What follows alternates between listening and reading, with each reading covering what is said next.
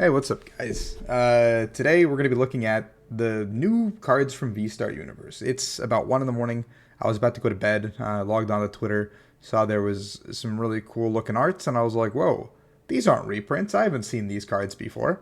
Um, because all I thought was that V-Star Universe would just be reprints, and apparently that's not the case. So these V-Star Universe cards will be making up our Crown Zenith set in January. So Crown Zenith will be about a month of legality, I think. So we will see two regionals and an IC with Crown Zenith before we jump into Scarlet and Violet. But these are our last Sword and Shield set cards. These are our last V-Star, our last V-Maxes, whatever. So we're going to look at these cards right before I go to bed. So we'll jump into them and just see. Regigigas V, 240 HP, 240 for a basic V. That's pretty hefty. Hatterene for 50. Triple colorless 100 plus 10 for each damage count on this Pokemon, and this Pokemon is now confused.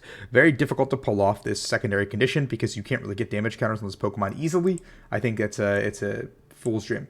This is a very, very cool looking Regigigas alt art V-Star. I definitely want it. I think it's very cool. I think it's in the premium box is what I read somewhere, so I just got to pick up one of those. But this is a very gorgeous, gorgeous art because Regigigas does move lands, moves like it's lore based. It's very cool. There's a regular art here.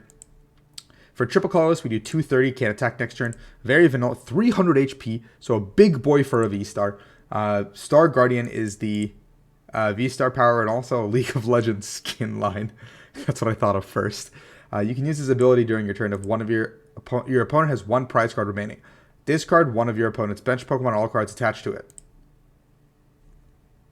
I mean, I guess like we just go like Roxanne use Star Guardian Path, and we just can eliminate two threats all at once. This could be really cool. I don't think this is a good card necessarily, but this is a really interesting power. Like, this is a very late game centric comeback mechanic reliant power that I think with given the correct cards could be very strong down the line. Simisear V-Star. This is the goofiest looking art I have ever seen in my life because it's just chilling. It's just monkeying around. Great card. I think it's a very funny looking card. I love this kind of art style. This reminds me of like, I don't know. It's just funny looking. I just like it. Simisear V-Star. The regular one does not look appealing whatsoever, but look at this guy. It's just so cute. This art style is so cute. So for fire double colors, we do Fireball Fever, 40, and discard up to 5 from the top of your deck. 40 for each card you discarded. So you already do a bottom of 40, and then you can discard 5, which means you're capping at 240, Choice Belt 270. So you can get to that 240 number guaranteed every time if you discard 5. So maybe like with a DTE you're doing 220, but recycling cards seems very good with this deck. Seems pretty easy to pull off Fireball Fever, actually. Ember Star V-Star.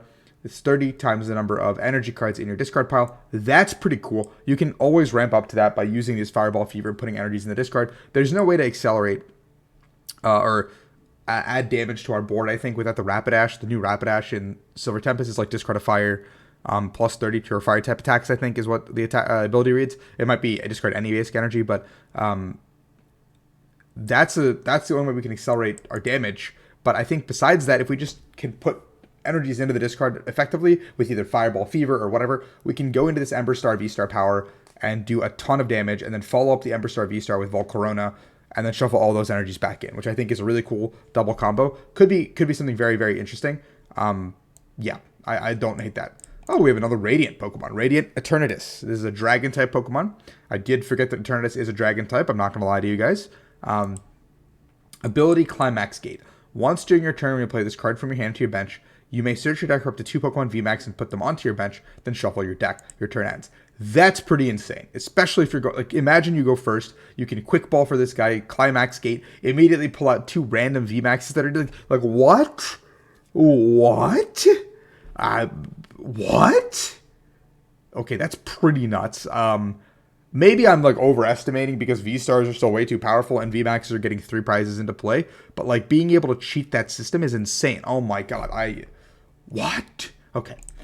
That's, yeah. And then fire dark colors 200 damage, which is nothing to write home about, but that is a lot of damage for one prizer here. But what? Okay.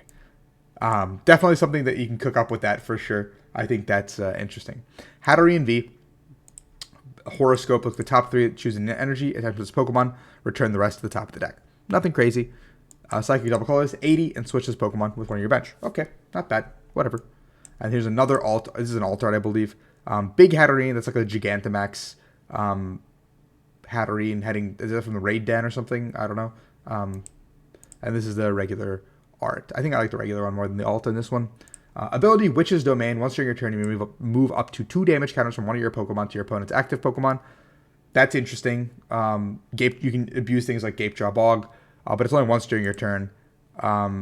It doesn't specify per Hatterene V, so I assume you can use it per Hatterene V. So if you can put damage onto your board reliably, get to like 3 or 4 Hatterene V-Maxes into play, you can put 8 damage counters on your opponent's active out of nowhere. Yeah. Psychic double colorless, 150, they're confused. Pretty lackluster for a V-Max. I think V-Maxes have to have something more powerful than that to be considered playable, because you are giving up 3 prizes at the end of the day. So I think, for the time being, I would not play this card, but it's very gorgeous. Oh, another stone. Sky Sealing Stone. I would have said water if I saw this, but we've got an earth and forest, so I guess sky does make sense, but water also makes sense. It's the attached one. Star Order V-Star Power. You may use this ability during this turn when damage from the attack of your basic V Pokemon knocks out your opponent's active V-Star or V-Max, take 1 additional prize card. So it's got to be a basic V that's knocking out a V-Star or a V-Max, and you get +1. Interesting. Interesting. It's got to make me go back to the drawing board and see if there's good basic V Pokemon we can throw into maybe like Lugia, which is the easiest way to accelerate energy. Or I guess you can't do it in Mew because Mew needs fusion stuff to work. Palkia could be like Hydro Break with Star Order could be very good. Or Palkia Kyurem maybe, where you're using the Kyurem to power up the Palkia to use the Hydro Break is another strategy here. Very interesting card. I'm curious. I think this card and the Radiant Eternatus are both going to make me think, and I like that. Then we have the Friends in Sinnoh card. I guess because of Diamond and Pearl, it's just our draw 3, it looks like. And then a Friends in Hisui card because of our Arceus, yeah, Legends of Arceus. These will both probably get full arts that are in some sort of a promo box that collectors will be shortly after, because the Friends in Galar card I know is like very popular amongst collecting and the collecting community. I think these could be cool full arts if they made them. But I like these little homages, like there's the draw 3s. Yeah, I mean, they're cool. They're just draw 3s. Maybe a second thing would be cool. I'm really interested in the Sky Stealing Stone. Sky Sealing Stone, my bad, dude. We're not stealing the sky.